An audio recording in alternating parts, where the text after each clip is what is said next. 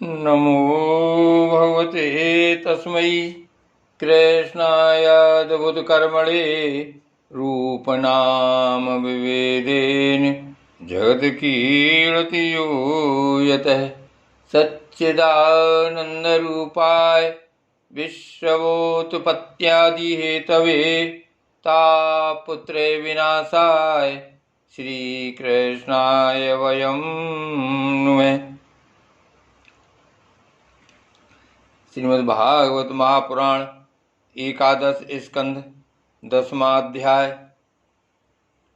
लौकिक तथा पारलौकिक भोगों की असारता का निरूपण। भगवान श्री कृष्ण कहते हैं, प्यारे उद्धव, साधक को चाहिए कि सब तरह से मेरी शरण में रहकर गीता, पांचरात्र आदि में मेरे द्वारा उपदिष्ट अपने धर्मों का सावधानी से पालन करे। साथ ही जहाँ तक उनसे विरोध न हो वहाँ तक निष्काम भाव से अपने वर्ण, आश्रम और कुल के अनुसार सदाचार का भी अनुष्ठान करे। निष्काम होने का उपाय यह है कि स्वधर्मों का पालन करने से शुद्ध हुए अपने चित्त में यह विचार करे कि जगत के विषयी प्राणी, शब्द, स्पर्श, रूप आदि विषयों को सत्य समझकर उनकी प्राप्ति के लिए जो प्रयत्न करते हैं उसमें उनका उद्देश्य तो यह होता है कि सुख मिले, परंतु मिलता है दुख। इसके संबंध में ऐसा विचार करना चाहिए कि स्वप्न अवस्था में और मनोरथ करते समय जागृत अवस्था में भी मनुष्य मन ही मन अनेकों प्रकार के विषयों का अनुभव करता है, परंतु उसकी वह सारी कल्पना वस्तु शून्य होने के कारण व्यर्थ है। वैसे ही इंद्रियों के द्वारा होने वाली भेद बुद्धि भी व्यर्थ ही है, क्योंकि यह भी इंद्रिय जन्य और नाना वस्तु विषयक होने के कारण पूर्ववत असत्य ही है। जो पुरुष मेरी शरण में है उसे अंतर्मुख करने वाले निष्काम अथवा नित्य कर्म ही करने चाहिए। उन कर्मों का बिल्कुल परित्याग कर देना चाहिए जो बहिर्मुख बनाने वाले अथवा सकाम हों। जब आत्मज्ञान की उत्कट इच्छा जाग उठे तब तो कर्म संबंधी विधि विधानों का भी आदर नहीं करना चाहिए। अहिंसा आदि यमों का तो आदर पूर्वक सेवन करना चाहिए, परंतु शौच, पवित्रता आदि नियमों का पालन शक्ति के अनुसार और आत्मज्ञान के विरोधी न होने पर ही करना चाहिए। जिज्ञासु पुरुष के लिए यम और नियमों के पालन से भी बढ़कर आवश्यक यह बात है जिज्ञासु पुरुष के लिए यम और नियमों के पालन से भी बढ़कर आवश्यक बात यह है कि वह अपने गुरु की, जो मेरे स्वरूप को जानने वाले और शांत हों, मेरा ही स्वरूप समझकर सेवा करे। शिष्य को अभिमान न करना चाहिए। वह कभी किसी से डाह न करे, किसी का बुरा न सोचे। वह प्रत्येक कार्य में कुशल हो, उसे आलस छू न जाए, उसे कहीं भी ममता न हो, गुरु के चरणों में दृढ़ अनुराग हो। कोई काम हड़बड़ाकर न करे, उसे सावधानी से पूरा करे। सदा परमार्थ के संबंध में ज्ञान प्राप्त करने की इच्छा बनाए रखे। किसी के गुणों में दोष न निकाले और व्यर्थ की बात न करे। जिज्ञासु का परम धन है आत्मा, इसलिए वह स्त्री, पुत्र, घर, खेत, स्वजन और धन आदि संपूर्ण पदार्थों में एक सम आत्मा को देखे और किसी में कुछ विशेषता का आरोप करके उससे ममता न करे, उदासीन रहे।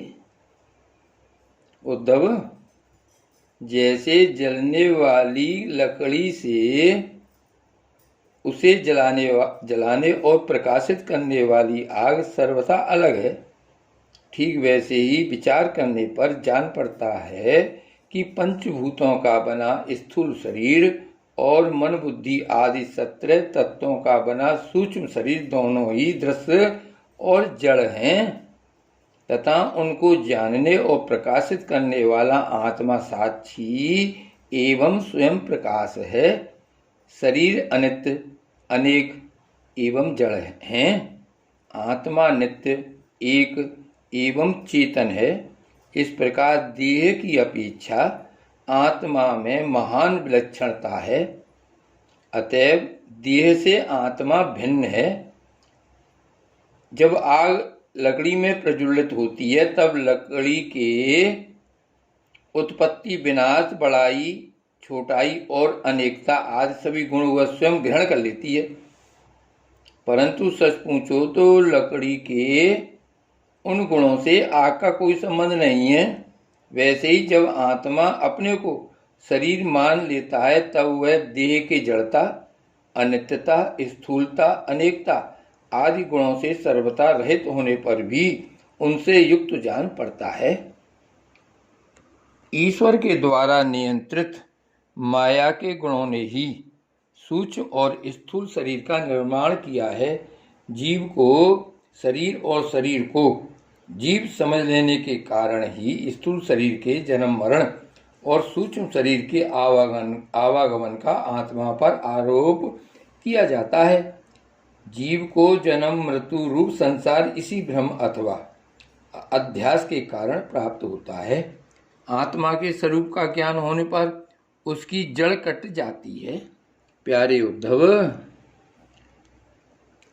इस जन्म मृत्यु रूप संसार का कोई दूसरा कारण नहीं, केवल अज्ञान ही मूल कारण है। इसलिए अपने वास्तविक स्वरूप को, आत्मा को जानने की इच्छा करनी चाहिए। अपना यह वास्तविक स्वरूप समस्त प्रकृति और प्राकृत जगत से अतीत, द्वैत की गंध से रहित एवं अपने आप में ही स्थित है। उसका और कोई आधार नहीं है। उसे जानकर धीरे धीरे स्थूल शरीर, सूक्ष्म शरीर आदि में जो सत्तत्व बुद्धि हो रही है उसे क्रमशः मिटा देना चाहिए। यज्ञ में जब अरण मंथन करके अग्नि उत्पन्न करते हैं तो उसमें नीचे ऊपर 2 लकड़ियां रहती हैं और बीच में मंथन काष्ठ रहता है। वैसे ही विद्यारूप अग्नि की उत्पत्ति के लिए आचार्य और शिष्य तो नीचे ऊपर की अरणियां हैं तथा उपदेश मंथन काष्ठ है। इनसे जो ज्ञानाग्नि प्रज्वलित होती है वह विलक्षण सुख देने वाली है। इस यज्ञ में बुद्धिमान शिष्य सद्गुरु के द्वारा जो अत्यंत विशुद्ध ज्ञान प्राप्त करता है वह गुणों से बनी हुई विषयों की माया को भस्म कर देता है। तत्पश्चात वे गुण भी भस्म हो जाते हैं जिनसे कि वह यह संसार बना हुआ है। इस प्रकार सबके भस्म हो जाने पर जब आत्मा के अतिरिक्त और कोई वस्तु शेष नहीं रह जाती तब वह ज्ञानाग्नि भी ठीक वैसे ही अपने वास्तविक स्वरूप में शांत हो जाती है जैसे समिधा न रहने पर आग बुझ जाती है। प्यारे उद्धव, यदि तुम कदाचित कर्मों के कर्ता और सुख दुखों के भोक्ता जीवों को अनेक तथा जगत काल वेद और आत्माओं को नित्य मानते हो, साथ ही समस्त पदार्थों की स्थिति प्रवाह से नित्य और यथार्थ स्वीकार करते हो तथा यह समझते हो कि घटपट आदि बाह्य आकृतियों के भेद से उनके अनुसार ज्ञान ही उत्पन्न होता है, उनके अनुसार ज्ञान ही उत्पन्न होता और बदलता रहता है, तो ऐसे मत के मानने से बड़ा अनर्थ हो जाएगा। क्योंकि इस प्रकार जगत के कर्ता आत्मा की नित्य सत्ता और जन्म मृत्यु के चक्कर से मुक्ति भी सिद्ध न हो सकेगी। यदि कदाचित ऐसा स्वीकार भी कर लिया जाए तो देह और संवत्सरादि कालावयवों के संबंध से होने वाली जीवों की जन्म मरण आदि अवस्थाएं भी नित्य होने के कारण दूर न हो सकेंगी, क्योंकि तुम देहादि पदार्थ और काल की नित्यता स्वीकार करते हो। इसके सिवा यहाँ भी कर्मों का कर्ता तथा सुख दुख का भोक्ता जीव परतंत्री दिखाई देता है। यदि वह स्वतंत्र हो तो दुख का फल क्यों भोगना चाहेगा। इस प्रकार सुख भोग की समस्या सुलझ जाने पर भी दुख भोग की समस्या तो उलझी ही रहेगी। अतः इस मत के अनुसार जीव को कभी मुक्ति या स्वतंत्रता प्राप्त न हो सकेगी। जब जीव स्वरूपतः परतंत्र है, विवश है, तब तो स्वार्थ या परमार्थ कोई भी उसका सेवन न करेगा, अर्थात वह स्वार्थ और परमार्थ दोनों से ही वंचित रह जाएगा। यदि यह कहा जाए कि जो भली भांति कर्म करना जानते हैं वे सुखी रहते हैं और जो नहीं जानते हैं उन्हें दुख भोगना पड़ता है, तो यह कहना भी ठीक नहीं, क्योंकि ऐसा देखा जाता है कि बड़े बड़े कर्म कुशल विद्वानों को भी कुछ सुख नहीं मिलता और मूढ़ों का भी कभी दुख से पाला नहीं पड़ता। इसलिए जो लोग अपनी बुद्धि या कर्म से सुख पाने का घमंड करते हैं उनका वह अभिमान व्यर्थ है। यदि यह स्वीकार कर लिया जाए कि वे लोग सुख की प्राप्ति और दुख के नाश का ठीक ठीक उपाय जानते हैं, तो भी यह तो मानना ही पड़ेगा कि उन्हें भी ऐसे उपाय का पता नहीं है जिससे मृत्यु उनके ऊपर कोई प्रभाव न डाल सके और वे कभी मरे ही नहीं। जब मृत्यु उनके सिर पर नाच रही है तब ऐसी कौन सी भोग सामग्री या भोग कामना है जो उन्हें सुखी कर सके। भला जिस मनुष्य को फांसी पर लटकाने के लिए बद स्थान पर ले जाया जा रहा है उसे क्या फूल चंदन स्त्री आदि पदार्थ संतुष्ट कर सकते हैं? कदापि नहीं। अतः पूर्वोक्त मत मानने वालों की दृष्टि से न सुख ही सिद्ध होगा और न जीव का कुछ पुरुषार्थ ही रहेगा। प्यारे उद्धव, लौकिक सुख के समान पारलौकिक सुख भी दोष युक्त ही है, क्योंकि वहां भी बराबरी वालों से होड़ चलती है। अधिक सुख भोगने वालों के प्रति असूया होती है, उनके गुणों में दोष निकाला जाता है और छोटों से घृणा होती है। प्रतिदिन पूर्ण क्षीण होने के साथ ही वहाँ के सुख भी क्षय के निकट पहुँचते रहते हैं और एक दिन नष्ट हो जाते हैं। वहाँ की कामना पूर्ण होने में भी यजमान, ऋतविज और कर्म आदि की त्रुटियों के कारण बड़े बड़े विघ्नों की संभावना रहती है। जैसे हरी भरी खेती भी अतिवृष्टि, अनावृष्टि आदि के कारण नष्ट हो जाती है, वैसे ही स्वर्ग भी प्राप्त होते होते विघ्नों के कारण नहीं मिल पाता। यदि यज्ञादि धर्म बिना किसी विघ्न के पूरा हो जाए तो उसके द्वारा जो स्वर्गादि लोग मिलते हैं उनकी प्राप्ति का कार्य मैं बतलाता हूँ। सुनो, यज्ञ करने वाला पुरुष यज्ञों के द्वारा देवताओं की आराधना करके स्वर्ग में जाता है और वहाँ अपने पूर्ण कर्मों के द्वारा उपार्जित दिव्य भोगों को देवताओं के समान भोगता है।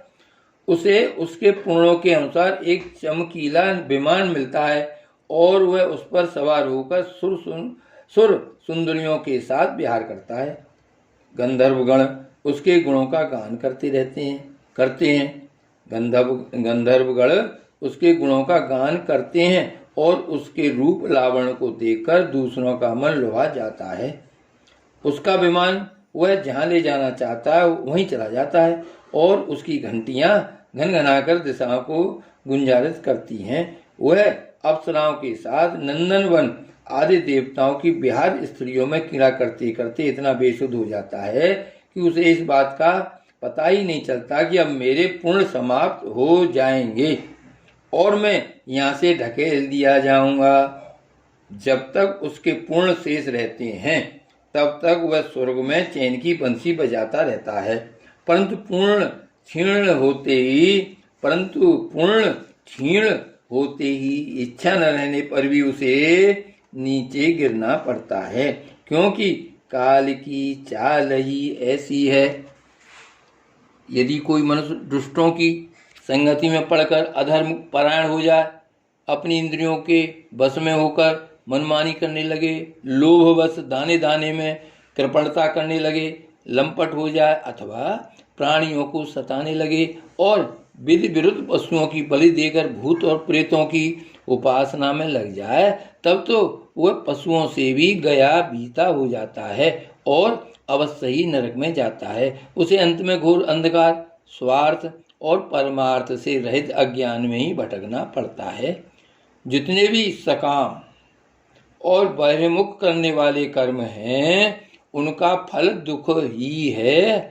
जो जीव शरीर में अहंता ममता करके उन्हीं में लग जाता है, उसे बार बार जन्म पर जन्म और मृत्यु पर मृत्यु प्राप्त होती रहती है। ऐसी स्थिति में मृत्यु धर्मा जीव को क्या सुख हो सकता है? सारे लोग और लोकपालों की आयु भी केवल एक कल्प है, इसलिए मुझसे भयभीत रहते हैं। औरों की तो बात ही क्या, स्वयं ब्रह्मा भी मुझसे भयभीत रहते हैं, क्योंकि उनकी आयु भी काल से सीमित केवल 2 पदार्थ है, सत्व रज और तम। ये तीनों गुण इंद्रियों को उनके कर्मों में प्रेरित करते हैं और इंद्रियां कर्म करती हैं। जीव अज्ञानवश सत्व रज आदि गुणों और इंद्रियों को अपना स्वरूप मान बैठता है और उनके किए हुए कर्मों का फल सुख दुख भोगने लगता है। जब तक गुणों की विषमता है, अर्थात शरीर आदि में मैं और मेरेपन का अभिमान है, तभी तक आत्मा के एकत्व की अनुभूति नहीं होती। वह अनेक जान पड़ता है और जब तक आत्मा की अनेकता है तब तक तो उन्हें काल अथवा कर्म किसी के अधीन रहना ही पड़ेगा। जब तक परतंत्रता है तब तक ईश्वर से भय बना ही रहता है।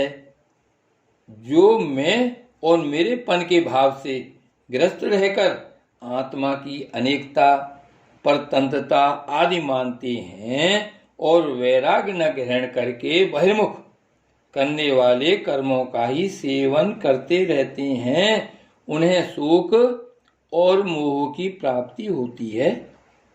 प्यारे उद्धव, जब माया के गुणों में क्षोभ होता है तब मुझ आत्मा को ही काल, जीव, वेद, लोक, स्वभाव और धर्म आदि अनेक नामों से निरूपण करने लगते हैं। ये सब मायामय है, वास्तविक सत्य मैं आत्मा ही हूँ। उद्धव जी ने पूछा, भगवान यह जीव देह आदि रूप गुणों में ही रह रहा है, फिर देह से होने वाले कर्मों या सुख दुख आदि रूप फलों में क्यों नहीं बंधता है? अथवा यह आत्मा गुणों से निर्लिप्त है, देह आदि के संपर्क से सर्वथा रहित है, फिर इसे बंधन की प्राप्ति कैसे होती है? बद्ध अथवा मुक्त पुरुष कैसा बर्ताव करता है? वह कैसे विहार करता है या वह किन लक्षणों से पहचाना जाता है? कैसे भोजन करता है और मल त्याग आदि कैसे करता है? कैसे सोता है, कैसे बैठता है और कैसे चलता है? अच्युत, प्रश्न का मर्म जानने वालों में आप श्रेष्ठ हैं, इसलिए आप मेरे इस प्रश्न का उत्तर दीजिए। एक ही आत्मा अनादि गुणों के संसर्ग से नित्य बद्ध भी मालूम पड़ता है और असंग होने के कारण नित्य मुक्त भी। इस बात को लेकर मुझे भ्रम हो रहा है। श्री गोवर्धन नाथ की जय, श्री वल्लभाधीश की जय, परम दयाल गोसाई महाराज की जय, श्याम स्वरूप श्री अमने महारानी की जय। जय जय श्री गोकुलेश, जय जय श्री गोकुलेश, जय जय श्री गोकुलेश।